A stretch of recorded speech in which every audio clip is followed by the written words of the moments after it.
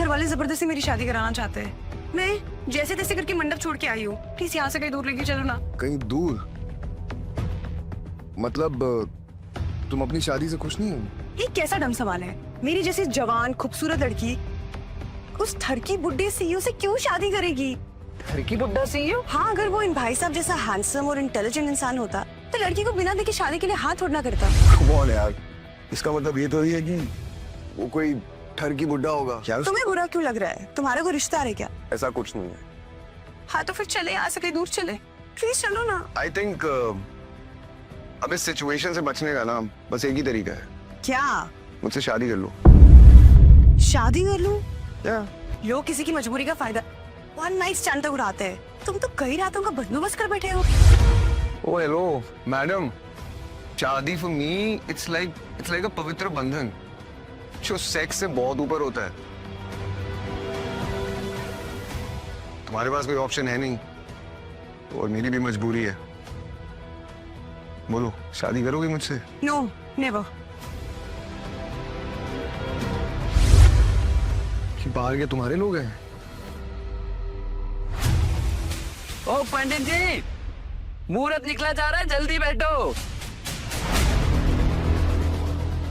हाँ जी, कहिए। पंडित जी, शादी कराना। आपके पास मंगलसूत्र है? वधू के गले में पहनाइए।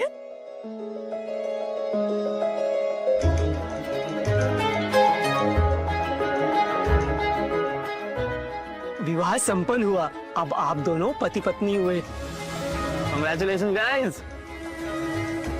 मैं प्रतीक, तुम? यहाँ मेरा दिमाग नहीं चल रहा और तुम्हें हस्त मनाप की पड़ी है। इतनी महंगी कार, बड़े खानदान के लगते हो। दिल बड़ा है बस, गाड़ी तो बॉस की है, मैं सिर्फ एक ड्राइवर हूँ। लेकिन तुम तो पीछे बैठे हो, ड्राइव तो वो लड़का कर रहा था। That's my friend हार्दिक, बचपन का दोस्त है मेरा, बॉस का असिस्टेंट भी है। कभी कभी ना अपने रोल स्विच कर लेते हैं, जस्ट फॉर फन। और जैसे फन फन में हमारी शादी भी हो गई। तुम्हारी तरह मेरी दुल्हन भी मंडप से भाग गई। दादाजी की आखिरी ख्वाहिश थी कि उनके 100th बर्थडे पे मेरी शादी हो। दुनिया चाहे जितनी तेज हो जाए, पर लड़कियों का भागना नहीं रोक सकते हैं। ऐसा लग रहा है तुम वीरानी से ज्यादा अपनी फैमिली से भाग रही हो। माँ के मरने के बाद डैड ने दूसरी शादी कर ली।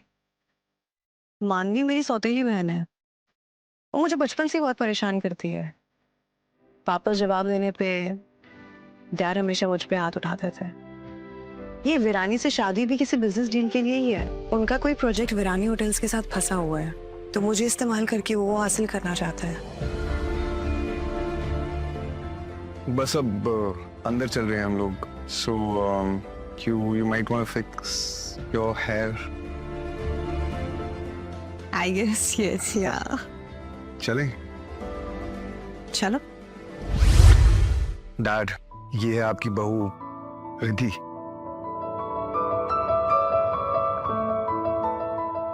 अरे बेटा, सदा सुहागन रहो। आ जाओ मेरे पास बैठो।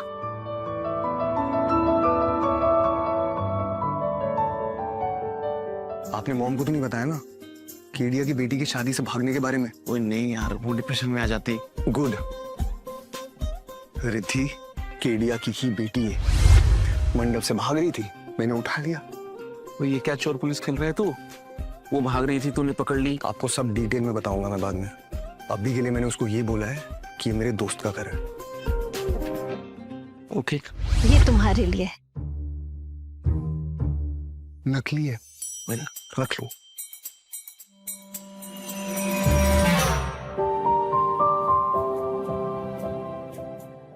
नकली? ऐसे ही? डैड, उसको नहीं पता कि मैं वीरानी होटल्स का सीईओ हूँ। पति, तू क्या कर रहा है? क्या खिचड़ी पका रहा है तू? ये लोग मेरे पीछे पीछे यहाँ तक आ गए।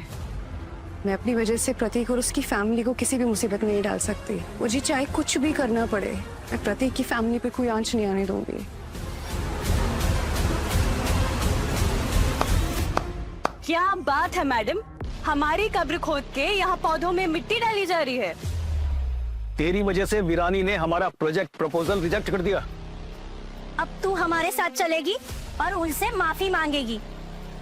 और हम तेरी शादी की न्यू डेट फिक्स करेंगे।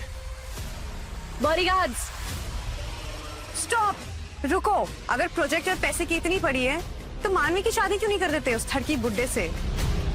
मैंने शादी कर ली है इस जगह के मालिक से। क्या तूने किसी और से शादी कर ली? अरे तूने हमारे मुंह पे काली पोत दी। खबरदार, रिद्धि इस घर के बहू ही नहीं बेटे भी है। अरे हिम्मत कैसे है मेरे घर में कुछ उसे मंगाने की? निकल जाओ यहाँ पे। पापा, आप ये ठीक नहीं कर रहे। मुझे गलत कदम उठाने पे मजबूर मत करें आप। मैं इस प्रोजेक्ट को हासिल करने के लिए किसी भी हद तक जा सकता हूँ। और आप मेरे बेटे को नहीं जानते। अगर अपनी सलामती चाहते हो तो उसके आने से पहले यहाँ से चले जाइए। अच्छा, अरे मैं भी तो देखूं कि ये घर से भागी हुई सड़क छाप लड़की से शादी करने वाला तेरा बेटा क्या उखाड़ लेगा मेरा। बॉडीगार्ड्स, डालो सालों को पकड़ के अंदर गाड़ी में। अगर मम्मी पापा को कुछ भी हुआ ना, शट अप यू डम गर्ल। तेरे असली मम्मी पापा ये हैं, मिस्टर एंड मिसेस केडिया। इन्होंने आज तक माँ बाप वाला एक भी काम नहीं किया है। एक नंबर के लालची है ये लोग। और तू क्या है? 2 नंबर की स्वार्थी। इन्होंने बचपन से तेरे को पाल पोस कर बड़ा किया और जब इनको तेरी जरूरत पड़ी तूने क्या करा? भाग गई और इधर आ गई। तो अब उस परवरिश की मुझसे पेमेंट चाहते हो? एक बार मेरे बेटे को आ जाने दे, फिर देख तेरा क्या हाल करता है। अच्छा, तो अब तुम गवार लोग हम केडिया से बराबरी करोगे?